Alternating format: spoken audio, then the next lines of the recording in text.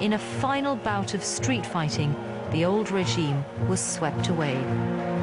2,500 years of Persian monarchy had come to an end, and overnight, Khomeini's revolutionaries took charge of the ministries, the army, and the media. In the mayhem that followed, anyone associated with the old regime was at risk. Dariush Humayun was lucky and was among a handful of former officials who managed to escape from prison. در اون مدت که ما اونجا بودیم، اون هفته‌های آخر 600 تا سربازی از پادگان رفتن، فرار کردن. ولی در مدت تیراندازی بله ما در سلول‌ها بودیم، نشسته بودیم و گوش به زنگ چه خبر میشه. این سربازای نگهبانمان اونهایی که مانده بودن گاهی میآمدن سراغ ما و خبر میدادن. بعد خلاصه یکشون آمد و گفتش که اینا که به زندان حمله کرد، به لجوان حمله کردن، میگویند که زندانی ها آزادند و برن. لجوان 600 زندانی نظامی بودن دیگه و پامانفر و افسر و سرباز و اینا اونجا بودن.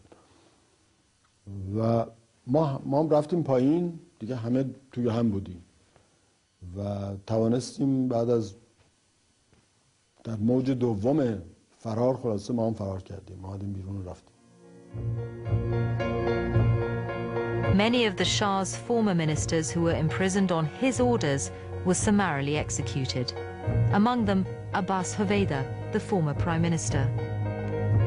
The United States was one of the first countries to recognize the new Islamic government.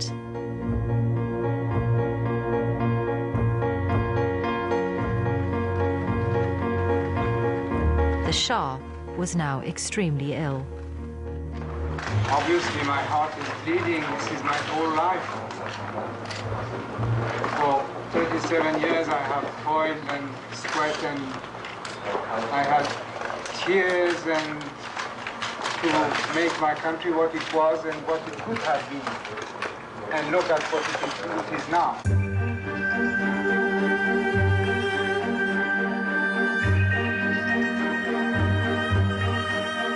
The Shah died in Egypt on the 27th of July 1980 at the age of 60. The former queen, Farah, lives in exile between France and the United States.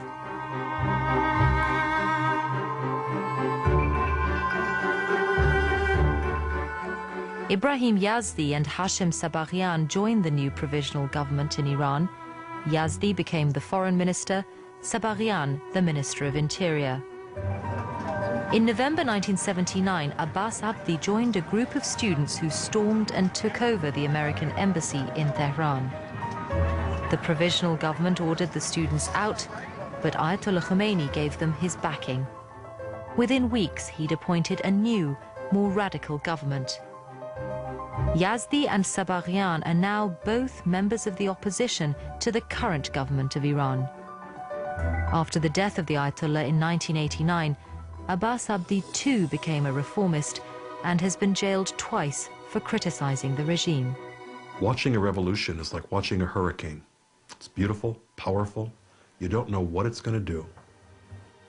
You could have a rainbow at the end of the hurricane, or you could have a flood. You don't know. Michael Mitrinko and 51 other Americans became hostages for 444 days. The United States cut its diplomatic ties with Iran. It had been blindsided by the speed of events there, but it's unlikely it could have prevented the revolution.